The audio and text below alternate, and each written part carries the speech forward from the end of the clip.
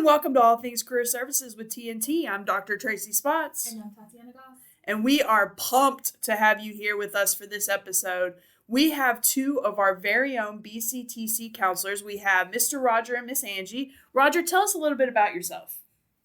Well, a lot of people don't know that I'm a BCTC alumnus. I had a midlife career change and went back to school and started at BCTC and ended up with a master's and then an LCSW. Very cool. Angie? Good morning. So a little bit about me. My life centers around my 13-year-old son. I'm retired from one job and recently came here, and I love working with the students. We love that. So we have a couple of questions for you about starting college, about anxiety and how to manage it. So we'll just get started. So can you explain what anxiety is and can it look different in everyone? Well, anxiety is a physiological response, physical and mental, that comes about from when your brain senses a threat. And that can be worrying about a test or being chased by a bear or, any of those things that can happen in life. And we all have this because we needed to survive when we were chased by lions and bears in early on in our evolution. And there's not too many lions or bears now, but we still have the same physiological response, which is a rapid heart rate, the fast and shallow breathing, the muscle tension, kind of ready for fight or flight. And the most debilitating thing often is the racing thoughts that can occur during anxiety. Absolutely. So what are some signs of anxiety that students may not realize are connected to stress or change?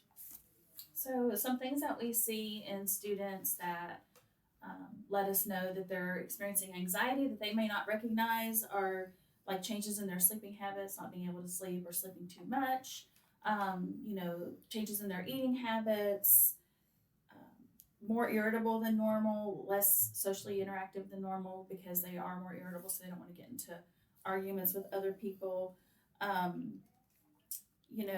They can end up with like stomach aches, headaches, not feeling well overall, feeling really fatigued and things like that.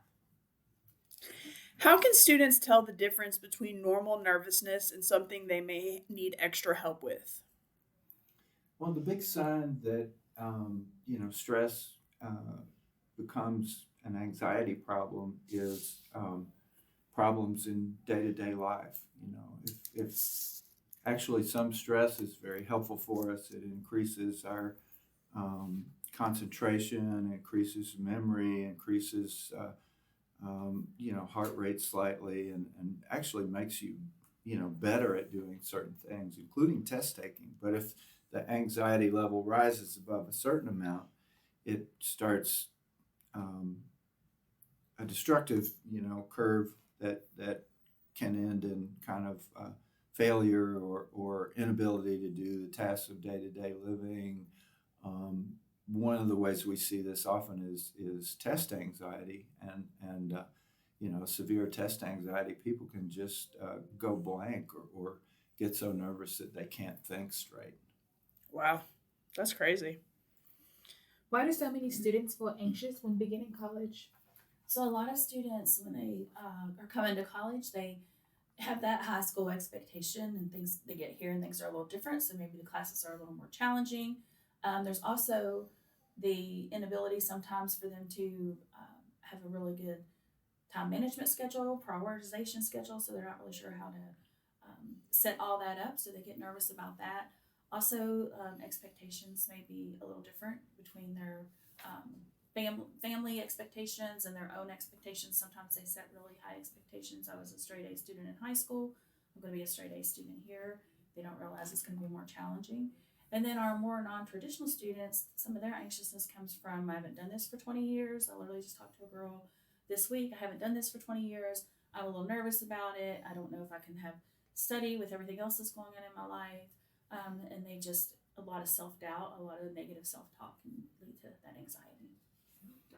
Boy, I was terrified when I came back after 25 years and went to college. Me too. And the cool thing about BCTC is there's lots of supports available, and I've practically lived in the tutoring department to get through math.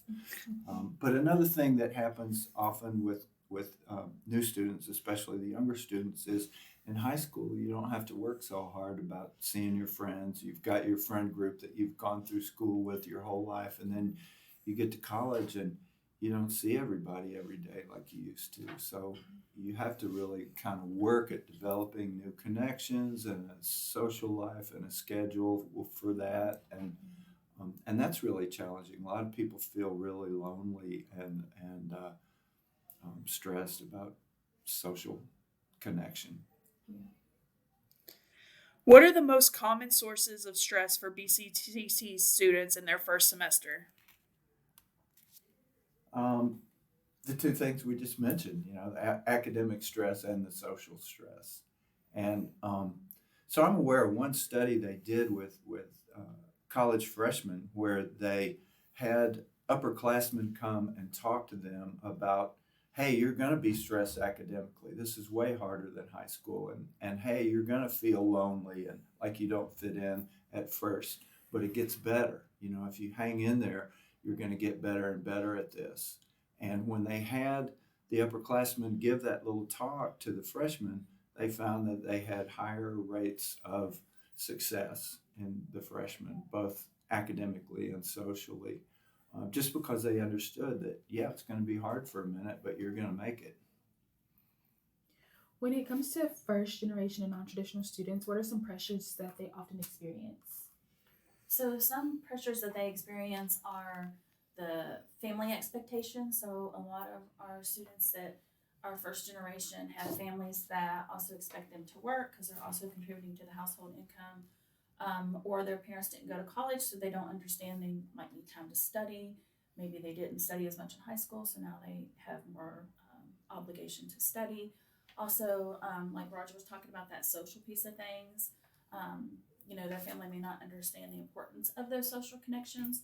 Roger and I love when we get to go into the classrooms because we talk about how important that social connection is. And, even if you just get to know one person in your class, just someone that you can talk to, it's really nice because you never know when you're going to miss class or, whatever's going to happen. And sometimes our family, our students who are first-time students, their family has not been to college, they don't understand why that social connection is so important, and they want to know why they're taking more time away from their family. So those are some things they face.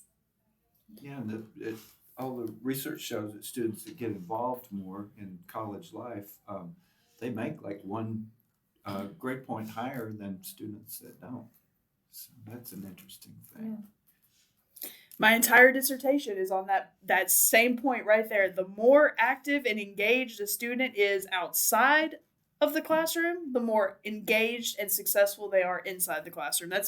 I put my whole dissertation on that fact. So that's funny that you brought that up. Fascinating. Yeah, so this next question is a two-parter, so I'll start with the first part. What are a few simple things students can do right now to manage stress and anxiety, especially in the first few weeks of school? Well, one thing that's really helpful is just to acknowledge that it's natural and normal to be anxious about it and not to fear the fear, so to speak, because a lot of times people start getting anxious and then they think, oh my God, this is going to be crippling. This is never going to go away. This is going to be like this for the rest of my life, and kind of make an all or nothing thing out of it. And anxiety and feelings in general are kind of like waves that wash over us. And, once the wave is gone, we're in a calm spot there. And you're going to get used to it. You're going to adjust. And, maintaining good self-care and coping skills is really important. Always make sure you get enough sleep, you eat healthy food.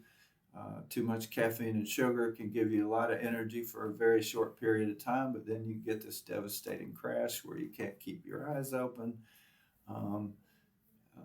Having a social support system that we talked about, all of those things can be helpful. Physical exercise is one of the most helpful things. A lot of people don't realize, they think well, I'm going to be more tired if I exercise, but it actually increases your energy level, your concentration, your memory, helps you focus better. And all the studies show that it actually works better than medication in most cases for anxiety and depression. The drug companies don't want you to know that. So the second part of this, so let's say that someone only has maybe 5 or 10 minutes a day. What are some things that they can do to reduce their stress or anxiety with that amount of time? Well, the first thing is you've got more than 5 or 10 minutes a day, and it's important to prioritize stress reduction activities. I think most of us learned this during the pandemic, when we were so stressed and we were stuck at home, kind of stewing in our own juices a lot. And one of the things that my partner and I learned was we needed to stay busy and active. And so we went on extra walks. We made Zoom contacts with friends. We exercised every day. We danced at home. So staying active and engaged is important. Eliminating, just time when you're ruminating.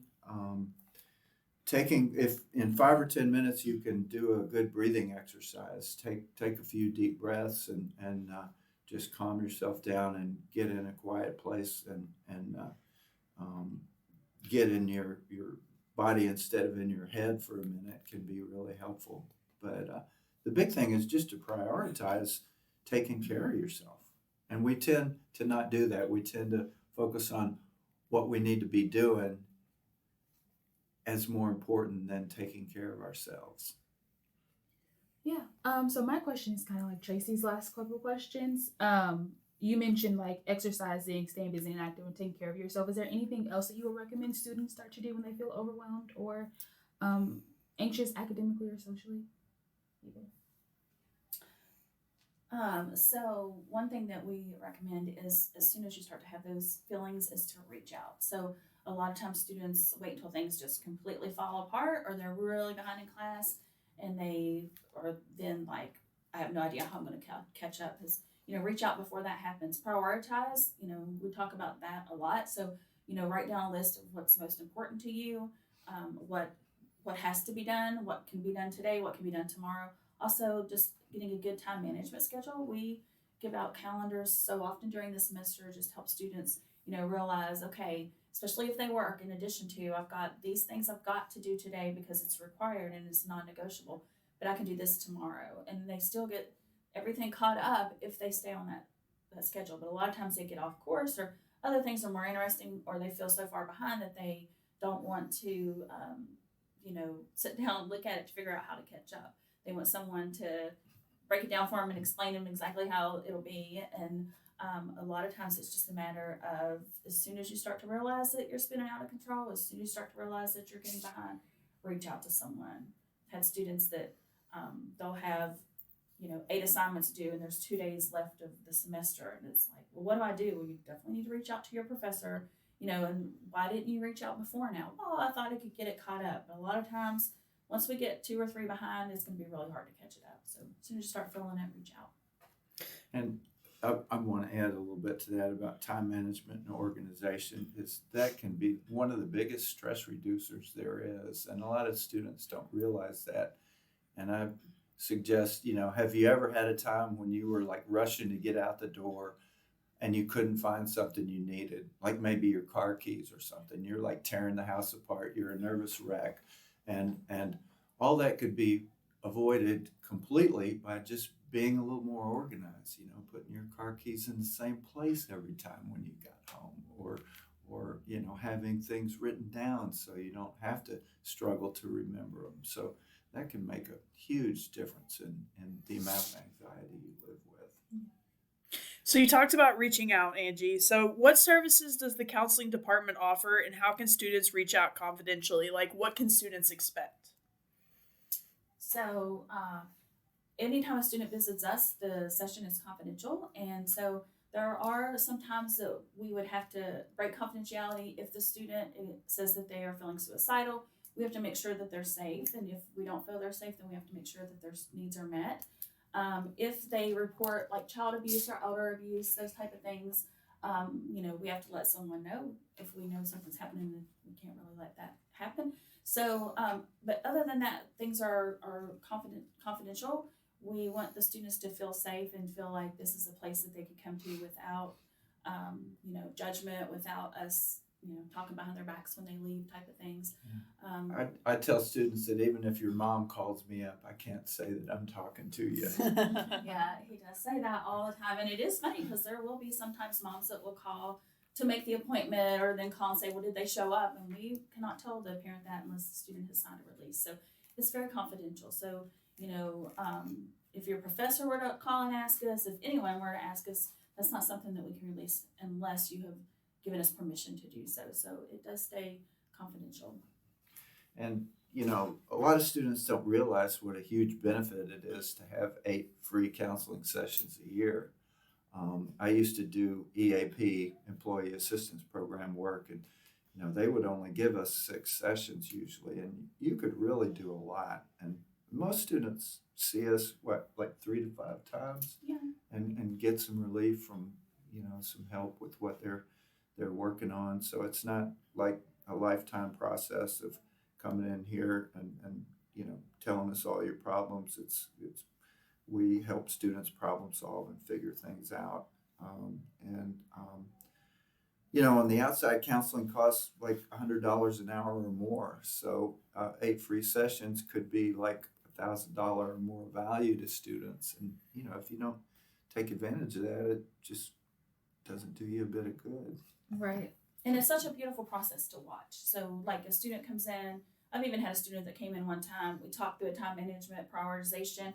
Literally, they came back the next time to show me what they had come up with, and just to say, thank you, you changed my life. No, you changed your life, right? Like you were receptive to the feedback. You took the time to put this all together, and that's such a beautiful thing to watch. And then you see them walking around campus, and they just look so much more happy and just feel content. And so that's like the rewarding part of all this, is sometimes we just need someone to say something that we already know, but we weren't able to see it because we felt so anxious, like Roger was talking about a minute ago, looking for your keys, right? So anxious I can't find them in the moment. So it's really a beautiful process to watch.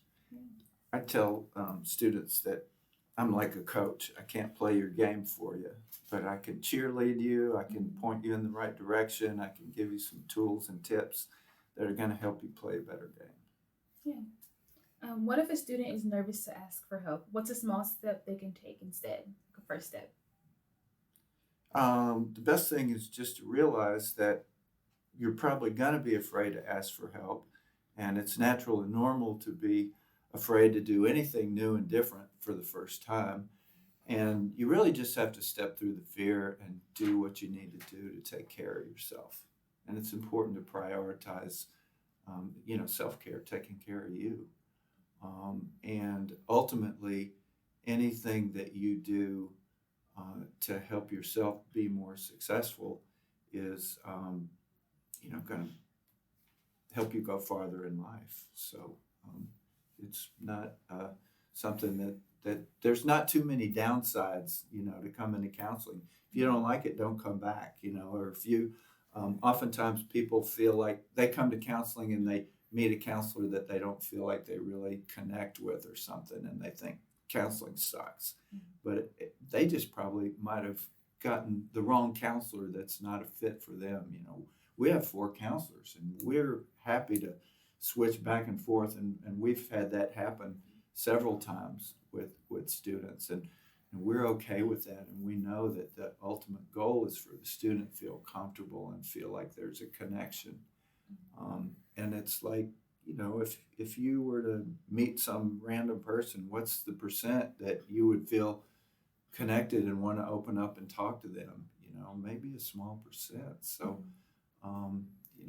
if you don't feel like it's right, you just say, hey, I hear you're a good counselor, but I don't feel like you're a fit for me. Can you help me find someone else? And we know that we can do that.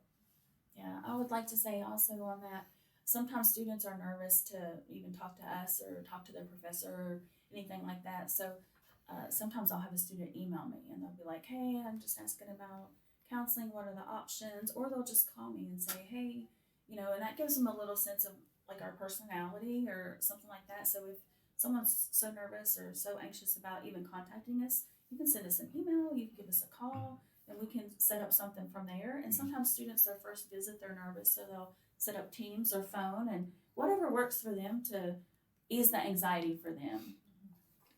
And one thing that makes it really easy is on the personal counseling webpage, there's a scheduling app. So students don't have to come in here and beg for help. They can just go to the personal counseling webpage and find the scheduling app and schedule their own appointment at a time that's convenient for them. And they get to choose among all the different counselors and set a time that's perfect for them. So our last question that I would like to hear from both of you: what's something you want every student to hear as they begin this journey?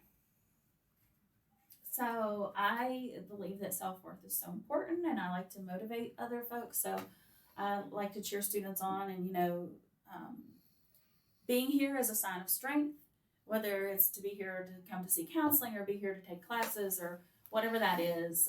That's a sign of strength. And I tell students, you can do it. You're amazing for being here. You're hanging in there even though things are really difficult. I've had students that get really behind and they're like, oh my gosh, they're freaking out. They're coming in and making a plan, and it's like, you're doing this. This is awesome. You're not giving up. Because a lot of times we're really quick to give up on ourselves. We'll give up on ourselves before we'll give up on anyone else that's hurt us 50 times, and we'll just keep giving another chance, but we don't want to give ourselves a chance. So the most difficult step is getting started, and they've already taken that step by being here. So those are some things I think are important. I think it's really important to just realize that anytime you're doing something new and different in your life, there's going to be some fear and anxiety involved. If you're in your comfort zone, you're not going anywhere. If you don't push yourself a little bit, you're never going to make any steps towards a different life for yourself or a different future. So just expect that, you're going to be anxious. You're going to struggle some, and that's normal. And making mistakes is how we learn. You're going to screw up some. One of my slides on one of my presentations says failure is the key to success, because the things you mess up at are the things you really learn big lessons from.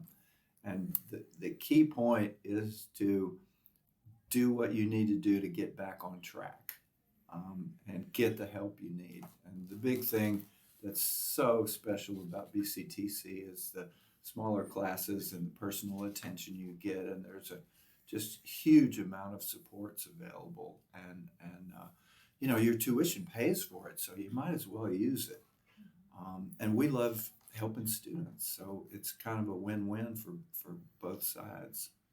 And another thing I like you were talking about, Roger, with the support here is there are so many professors that will notice a student struggling in class or notice something's up, and they'll talk to the student or let us know, and we can talk to the student. And I think that is just beautiful. Like, where else are you going to go where a professor cares enough about you to say, whoa, something's not right, or notice you enough to say, what's going on? Something's different. Do you need some help? There's counseling services. So I think that just like you were saying, the smaller classes, you really do get that, you feel like you're really a special person, because we're all special people, and you really feel that here because people really do genuinely care. And I say this 1,000 times, and this does not really matter in concept of what we're talking about, but I think it's important.